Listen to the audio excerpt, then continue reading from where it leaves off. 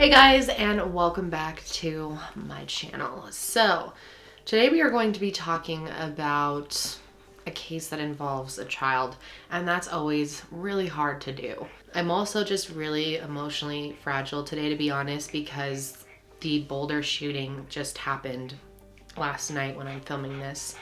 And I live very close to Boulder. I've lived in Colorado pretty much my whole life, and I am really heartbroken right now. So I'm just feeling down in general, and this case is pretty heavy. But I still wanted to get on here and talk about it this week because I was looking forward to covering it this week. I think this case is extremely undercovered, and there's definitely a possibility that it could be solved. But before I get into it, I wanted to take this opportunity to quickly remind you guys about the campaign I'm currently running for her justice. They actually just set me up a really cool donation page where you guys can make donations directly. So far, we have raised over $12,000 for her justice, which is just awesome, guys. I can't wait to see what we continue to raise this year. If you haven't yet heard me talk about Her Justice, I wanted to take a second to explain to you what they do, which is a lot. Her Justice serves women of New York. 100% of their clients are women, and they provide legal services to women in a variety of situations.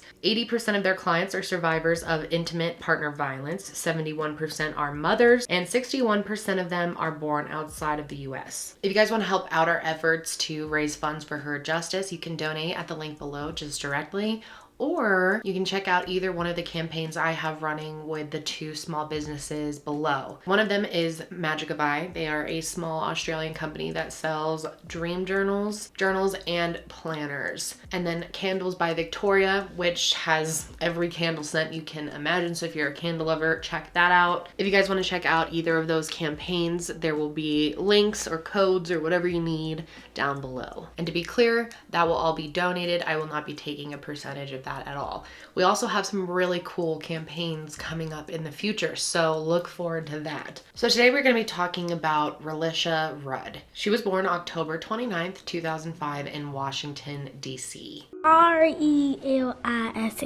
She's described as a playful, loving kid with a huge personality. And she was also known for being really smart. And she loved school. All of her teachers said that she was one of their favorite students, that she was always willing to challenge herself. She was also always smiling and was a joy to have in their class. She was also in Girl Scouts, and she was a cheerleader. And she did some other after-school programs, pretty much anything she could to fill her time away from her home life. Relisha was known to be a very creative kid.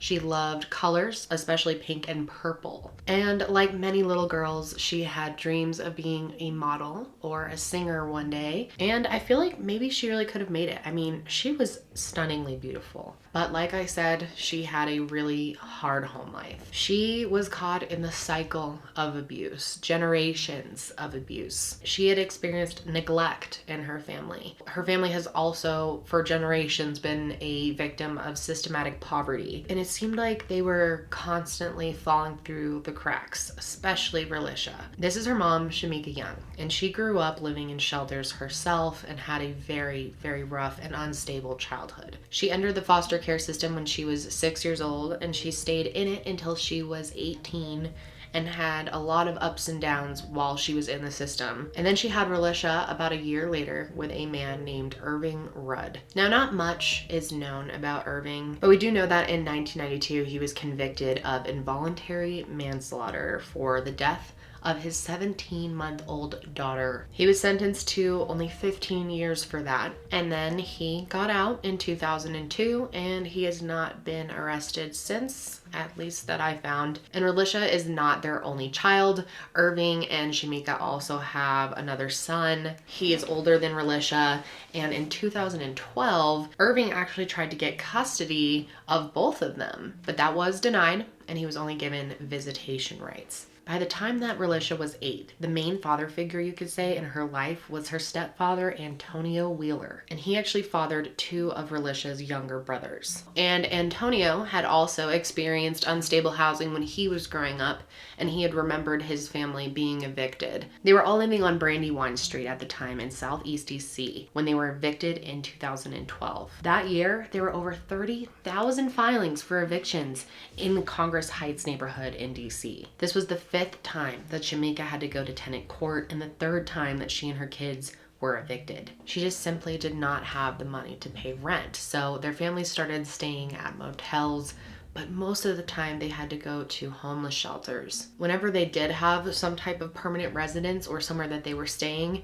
it was normally in a really dangerous area, and Relisha was scared to go outside. So one thing you guys should know before we go forward is that the Children and Family Services Agency in DC has been involved with their family for quite a while, specifically with Relisha. They have had a case going for her and been keeping an eye on her since she was about 2 years old. And mainly because she had unexplained injuries that a toddler should not have. In fact, the social worker that was on her case at the time specifically noted that she had great concern for Relisha, but since there was no proof of any abuse happening, nothing was ever done, and she fell through the cracks once again. There are other reports of neglect and abuse that Shamika's kids were experiencing, and the police were called at least twice. So after their last eviction, they stayed with Shamika's sister Ashley for a little while. But she was getting a government housing subsidy, so she couldn't let them stay with her too long, but it was kind of a temporary fix. At this time, Shamika was in her late 20s and she has 4 kids, and her sister has no choice but to have them move out of her house. She can't have them there forever, so they had to move into a homeless shelter, and one that was known for being a very sketchy place. Her and the 4 kids moved into the DC General Family Shelter in the summer of 2013. Now, this place was pretty gnarly. It was the largest shelter in the district, and it's run out of a former hospital, and it's just not well maintained at all. And there's tons of people staying in it. They house hundreds of families and up to 600 kids at a time. And obviously it is not an ideal place for any child to grow up. I mean, this place was bad. They had rats, cockroaches, bed bugs, everywhere was infested with lice. Residents have claimed to find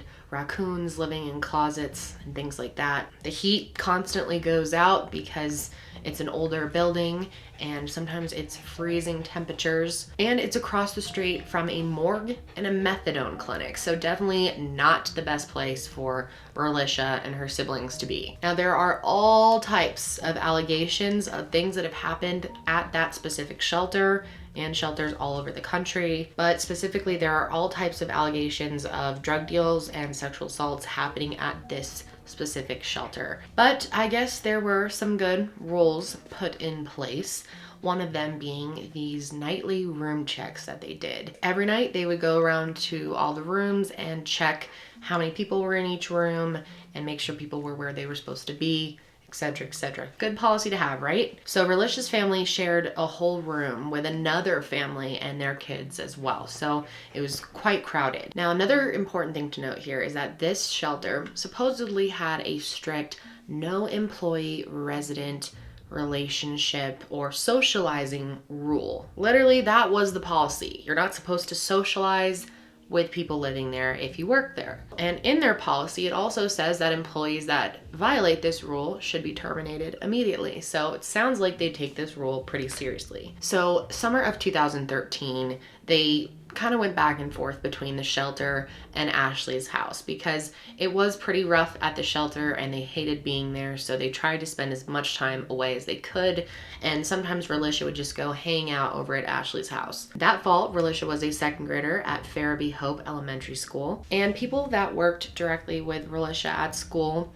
knew that there was a lot going on in her home life because she came to school unwashed, normally hungry, and typically wearing dirty clothes. And she often seemed tired and never wanted to go back to the shelter or even back home. This quickly became something that her teachers knew about her, and luckily she had good teachers that helped her out. They gave her clothes, food, made sure that she got clean. Her teachers there really loved and cared about her, and they were concerned. At this point, Relisha is just 8 years old, and she's already experienced so much in her young life. So she was mature for her age, but inside she was still a little girl She still slept with her little teddy bear named Baby every night. So one person that really took Relisha under her wing at this point was her cheerleading coach, Shannon Smith. She often was the one bathing her, doing her hair, and if Relisha ever didn't show up to school, which happened sometimes, she would call her mom and make sure that she was okay. It was pretty obvious to the teachers that there was a serious lack of care for Relisha at home by people who were supposed to be taking care of her. One time, a teacher came back from some type of event that they had away from the school, and it was way past school hours, and she found Relisha and her brother sitting outside of the school way after the school had closed. They told her that their mom never had come to pick them up, so she offered to give them a ride home, and they called Shamika for their address, and she refused to give it to them and then hung up. And later after this, her mother called the school and clarified to them that if she ever doesn't pick them up, it's fine for them to just walk home. And later that same night, another teacher claimed to see both of the kids outside of a laundromat really late. And she called the police, and the police had to come pick them up. But there is no proof that this happened, and the family denies that this actually happened. But there are a few reports of neglect on Shamika by the school. One social worker noted that there was a lack of supervision going on and abuse. And this was mainly due to an injury that her brother came to school with, where he, according to him, said he was thrown down and beaten, and they made his lip bleed, and he came to school a total mess. And the police investigated, but no charges were ever filed. And the family denies all of this even happened. Now, like I said, Relisha did not like to go home, especially not to the shelter. That was one thing that was for sure, is she absolutely hated the shelter, and she called it the trap house. So that tells you a lot about what was going on there. So she would always try to find ways to stay late at school. If there wasn't some program going on, she would literally ask the teachers to stay late and like help them out or hang out with them. Sometimes the security guard would find her just wandering around the school, like outside and inside, for hours. And she would always ask if she could please just stay longer at the school. It's so sad. She spent a lot of her time at this one after-school program called the Homeless Children's Playtime Project, which I will link below if you guys would like to donate. And this really helped her out. They did all kinds of activities. They made art projects, put on plays, they did singing and dancing, and they just got to play, hang out, and be with other kids.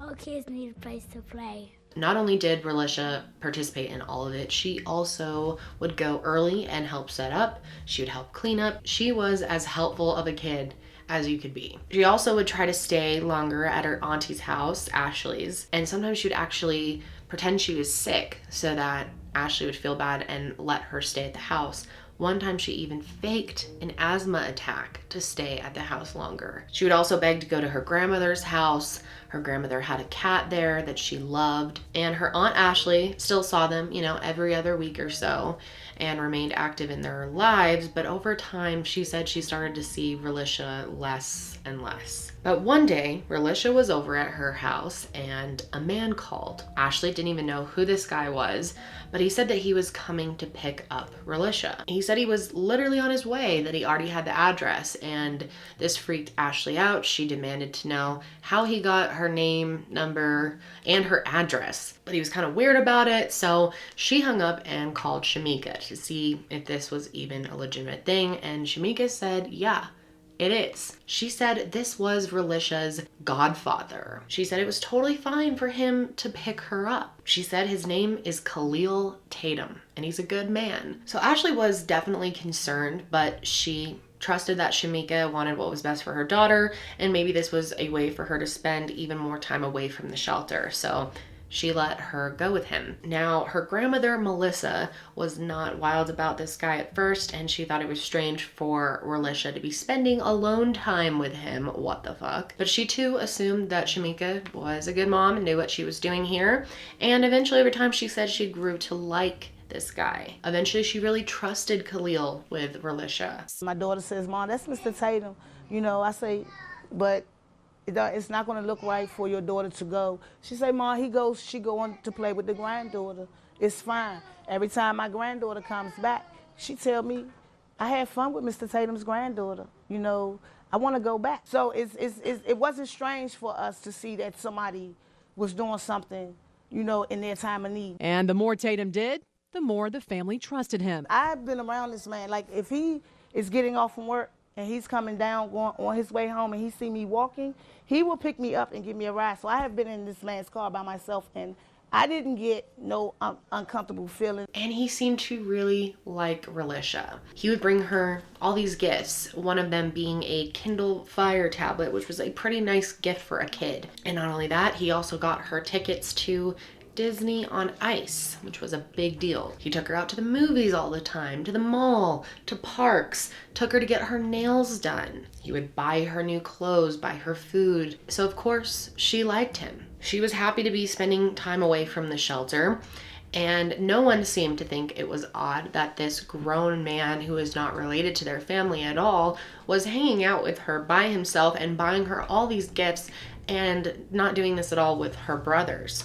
Only her. Shamika even started letting Relisha sleep over at this guy's grandmother's house. And it wasn't long before she started okaying full weekends for her to go stay with him. And like I said, her siblings never went. It was just her and him. And during these times that she would go over for the weekend at his grandmother's house, Shamika never even met this grandmother. She just trusted him. She said she thought he was a good man, trusted that she would be okay. So going into 2014, Relisha starts missing a lot of school. By early spring, she had already missed 30 days, which is very concerning. But a lot of these were actually marked as excused absences because Shamika actually told the school that Relisha was currently under the care of this doctor named Dr. Tatum. Kind of confusing. Hang with me. I promise I'll explain this all. But by March of 2014, Relisha had 5 unexcused absences marked down. So even more than that, but 5 unexcused. And so a teacher ended up scheduling a meeting with Shamika just to figure out what was going on. Why isn't your kid coming to school? They also said,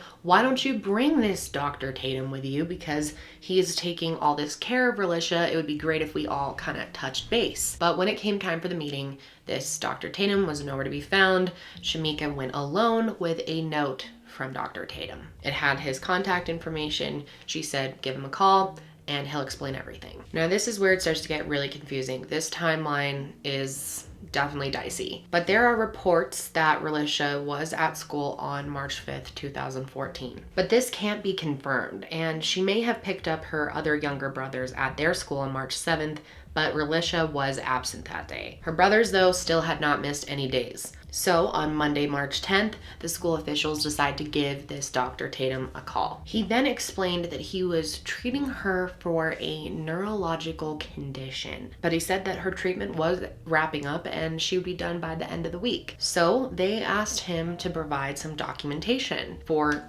them to excuse these absences. He said, okay, and then when they got off the phone, he of course sent nothing over, and nothing came for days. So by March 13th, she had her 10th unexcused absence, and teachers were really starting to get worried. So at that point, the school was required by law to report the case of educational neglect to the CFSA. And this was considered a low priority case for them. So a social worker didn't reach out to Dr. Tatum until March 19th. And he actually agreed to meet up in person with the social worker, but when time came to do that, he did not show. So the social worker went over to the shelter where Relisha's family was staying to check things out. And it was then that she asked if anyone knew who this Dr. Tatum person was. And they said that the only Tatum that they know of there was Khalil Tatum, who was a 51-year-old janitor at the shelter. That's right, this guy that Shamika had said was Relisha's grand or godfather was actually this janitor from the shelter who had been clearly grooming and preying on Relisha. And it seemed like Shamika was just letting it happen. So they told the social worker that this janitor had actually worked there that day and that he hadn't missed any recent shifts, but he wasn't there at that time. He had left early for the day. So the social worker put everything together pretty quickly of what had happened here most likely and reported it right away. She called a child abuse hotline and reported everything to the police. So the police brought Shamika in and they questioned her, and she continued to refer to this janitor, Khalil Tatum, as Dr. Tatum. She explained that on March 8th, Relisha had been with the doctor at a medical conference in Atlanta, and she didn't know when they were coming back, but that she talked to Relisha on March 17th, just a few days earlier, and she insisted that she thought her daughter was safe with Dr. Tatum. She said before that, Relisha was staying with her grandmother, and she also didn't have a cell phone that was working at the time, so she hadn't talked to her daughter in weeks. She said that March 17th was the first time that she had talked to Relisha on the phone in about 3 weeks. So they tried to call Khalil's cell phone, but it went straight to voicemail, of course. So the police officially filed a missing persons report for Relisha Rudd. And when the investigation started, right away, it was a lot of finger pointing and blame going on between the family members and a lot of disagreements about timeline and what had happened. The police went over to Melissa's house, her grandmother, and they interviewed her, and she said that she was supposed to pick up Relisha that night. And when they told her Relisha was missing, she said no, she's not missing. And it turns out she knew about Khalil Tatum. She said, she's with this guy, Khalil, Dr. Tatum. She's with him. Everything's fine. And she claimed that she and Ashley had both talked to her that morning. And she also said that Relisha was not with Shamika during the times that she claimed that she was, and started kind of turning on her. And she started blaming Shamika for letting her go alone with this guy Tatum. But then Shamika is saying something completely different, and at one point she actually blamed Melissa for writing some of the doctor's notes from Tatum. She started claiming that Melissa was involved in her daughter's disappearance. But one of the first things that investigators did was clear up this whole neurological condition thing. They found out that Relisha had no reason to be under any type of medical care, and this condition was made up. Then they looked into Khalil's background, and it's not good. He had a felony record for burglary, larceny, and breaking and entering, and he was also in prison from 1993 to 2003, and then again from 2004 to 2011. And it turns out this guy had a history of hanging out with young girls at the shelter, but apparently a lot of the residents really liked him. He was one of those types of people who comes across as really charming, and that's the type of people that are sometimes predators. It turned out that a lot of people called him Godfather in the shelter. A lot of teenagers, a lot of young girls. Very odd. Now, if you remember, the shelter has this policy that employees should not be socializing with residents.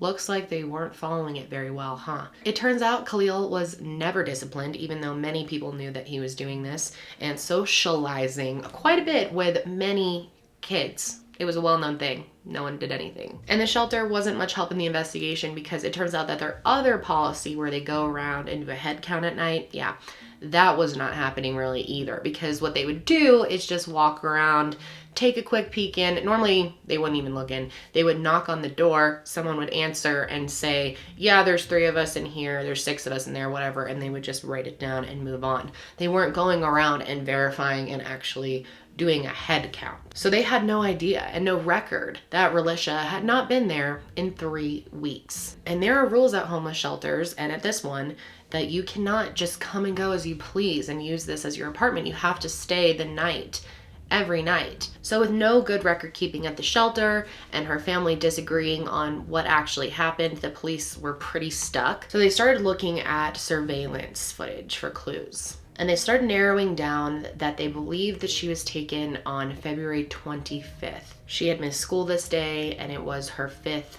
unexcused absence. On February 26th, there's surveillance footage that shows Relisha with Khalil at a Holiday Inn Express on Baldensburg Road in Northeast DC. And the last confirmed sighting of Relisha was on March 1st. According to her aunt, Relisha and her brothers spent the morning at her house. Ashley claims that that morning she did their hair with pink and white bows, and she thought everything was fine, that they were going to just be going to school like a normal day. But that day, Relisha said that she was not feeling well, so she ended up calling Shamika instead and saying that she needed to come pick her up because she wasn't going to send her to school like that. And then later that day, Relisha Relisha and Khalil are seen at a Days Inn on New York Avenue in DC. And then that day, Shamika posted an Instagram video of Relisha on her account. And then the next day, March 2nd, Khalil is seen on surveillance footage in a hardware store, and he's buying 42-gallon size contractor trash bags, a shovel, and a bag of lime, which I'm sure most of you know, the smell of lime is often used to help cover up the smell of human remains. So it's pretty obvious what he was doing with all that stuff. That same day, he was seen in Kenilworth Park and Aquatic Gardens in Northeast DC, and the police searched that whole area looking for any signs of Khalil or Relisha. Then on the evening of March 19th, the same day that Khalil had left work early, he checked into a Red Roof Inn in Oxon Hill, Maryland, which is close to DC. Now, he went into this room with 4 people, none of these people being Relisha. And then less than an hour later, 3 people left the room. Then surveillance footage showed him and his wife going into that room later that night, and her name is Andrea Kelly Tatum. She was 51 years old. And the next morning, her body was discovered in that hotel room, lying on the bed with a single gunshot wound to the head. Investigators believe that she was either killed that night when they first went into the room or early that morning. So as soon as they realized that this was Khalil Tatum's wife, they issued a bolo for him and his vehicle, which, if you don't know what that means, it is be on the lookout. And because they also believed Relisha was definitely in danger, they issued an Amber Alert for her as well in Washington, D.C. on March 20th. Khalil was then formally charged with the murder on March 21st, and they found out he was also wanted on some other charges of car theft. Now, it turns out Khalil and Andrea had been married for 24 years, and he shot her in the head. So that tells you what he's willing to possibly do to Relisha. And when they talked to Andrea's daughter, she said that the two of them were having all types of marital issues, and Andrea was about to leave him. But according to court records, it showed that Khalil actually filed for separation on February 7th. So investigators got a search warrant of his home. Inside they found 2 passports, multiple cell phones, a photo of Relisha, and some children's clothes and shoes. They also confiscated his iPad and some papers from his office at work.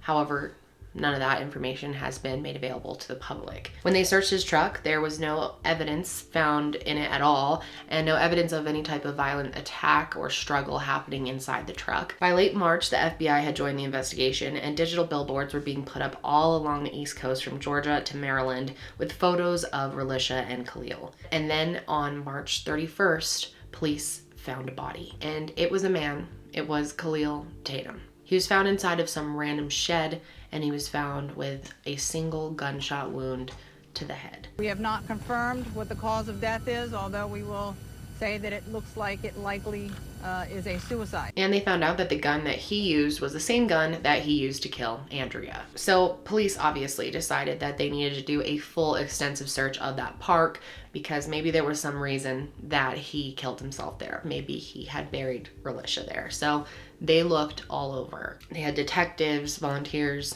dive teams, but they found nothing. The search was suspended on April 3rd, and the search effort actually switched to a recovery mission, which means that they were looking for a body at that point, because it was pretty obvious that Khalil was the one who did it. Most people believe that Relisha was probably murdered by Khalil, and that he killed himself to avoid charges from that and from Andrea.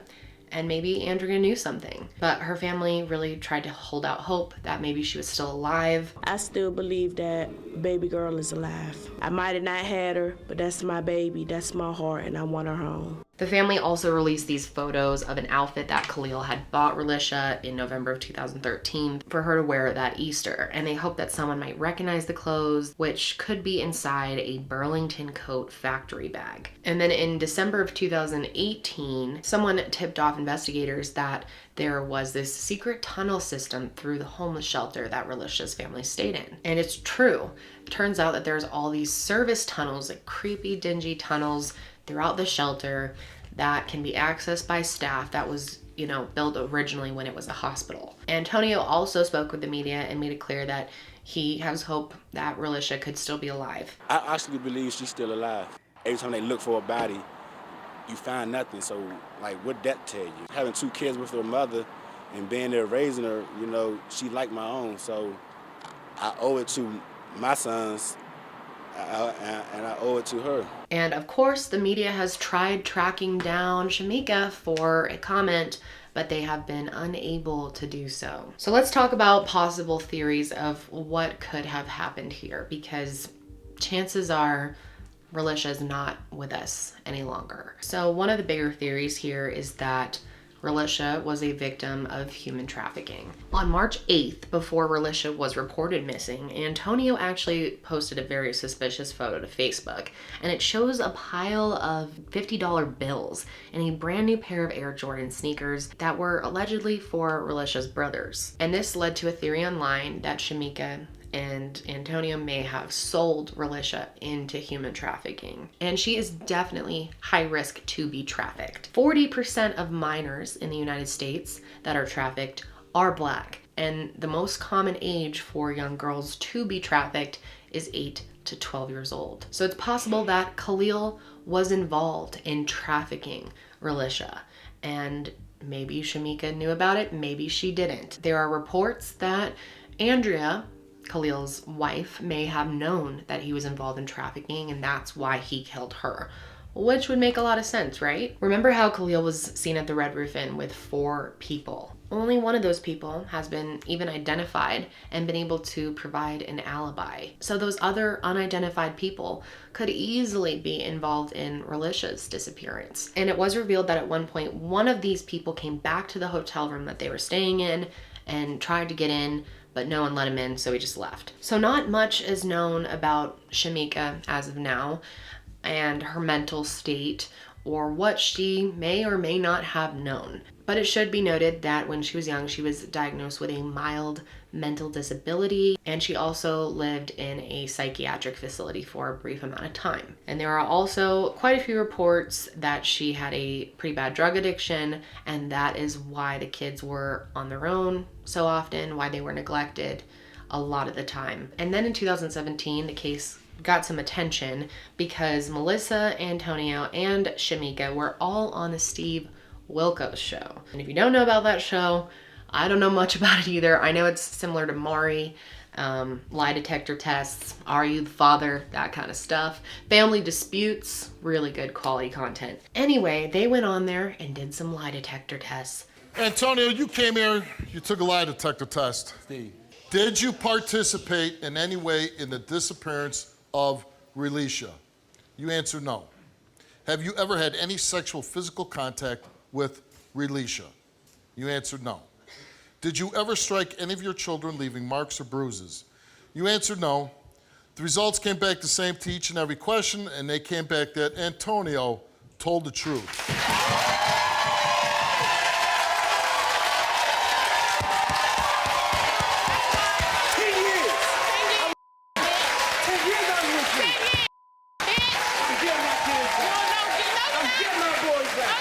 You're gonna be in jail. No, I'm not. You're gonna be in jail. I'm getting 2 back. You just getting 2. Melissa, you took a lie detector test, and we asked you, did you participate in any way in the disappearance of your granddaughter? You answered no. Did you give your granddaughter to Khalil, Tatum, around the time of her disappearance? You answered no, and the results came back that you, Melissa, told the truth.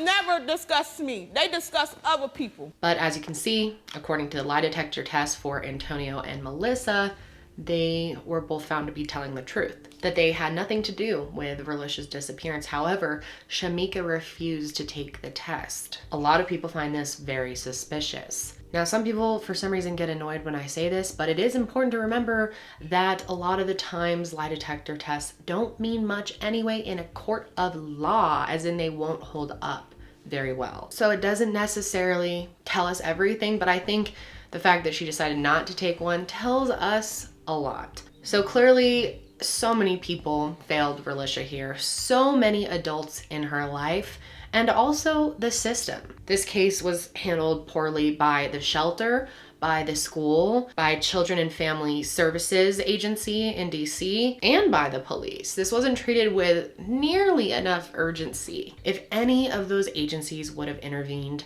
a little bit earlier, it's possible that Relisha might still be here today. On April 8th, 2014, DC Mayor Vincent Gray announced an investigation into the city's response into her disappearance, and it examined how each of these agencies failed Relisha. But it ultimately concluded that no justifiable government actions would have prevented Relisha's tragic disappearance, which a lot of people argue with that. It did confirm that other staff members knew that Khalil had this bizarre relationship with multiple girls and how serious it was getting with Relisha. People that were working there clearly knew something wasn't right with that, and they also just knew that it was against the policies and nothing was done. The police were also criticized for not issuing an Amber Alert very far. It was only issued in DC, and it should have also gone to Virginia and Maryland. DC is so small, and she could have been moved out of there so quickly. And there's also been a lot of criticism at the media. Obviously, this was covered by local news, but this was never picked up nationally. Just as many people should know about Relisha as know about JonBenet Ramsey and Kaylee Anthony, but a lot of people don't. Way less people know about this case. And what's so unfortunate about this is that young Black girls are then targeted more because traffickers know that they're not going to get as much attention from the police and the media. They know that kidnapping girls of color is their best chance of not getting caught. The DC City Council decided that they were going to close this shelter down in 2018 and then replace it with 6 smaller shelters. However, it wasn't closed until 2019, and these new shelters have never been opened. And it seems like the school that Relisha went to has also closed down. The local community in DC has remained very vigilant about this case. They definitely aren't giving up hope that this will be solved one day. And a private investigator and founder of DC's Missing Voice, Henderson Long, has actually been working with the police pro bono since Relisha went missing, which is amazing. Luckily, the DC City Council also did pass Relisha Rudd's Law, which makes it a crime for parents to not report their children missing under the age of 12 within 24 hours, or to report a 13 to 18-year-old missing within 48 hours. In 2017, the DC Police named July 11th National Relisha Rudd Remembrance Day, and March 1st is recognized as the Relisha Rudd Awareness Day. But to this day, there are no answers, and Relisha's body has never been found. The search is still ongoing for her to this day. The FBI is offering a $25,000 reward to anyone who can provide information that actually leads to finding Relisha. Also, any information can be shared with the National Center for Missing and Exploited Children at 1-800-THE-LOST, or anonymous tips can be submitted to the Black and Missing Foundation, which will be linked below. I think it's pretty obvious what happened here and how many people are truly at fault here. I'm just so heartbroken for Relisha, thinking about what she could have been, what she could have done with her life to help serve her community or go on to actually be a model the way that she wanted to be. She totally could have been one. She's stunning. It's just tragic, and it's so sad when there are so many people who miss the signs, miss the red flags, or allow them to happen knowing what's going on. I mean, it's just truly a heartbreaking case. I definitely want to know your theories and opinions down below, so drop me a comment. But that is gonna be it for me today, guys. I hope you guys are all having a good day and that you stay safe, and I will see you next week.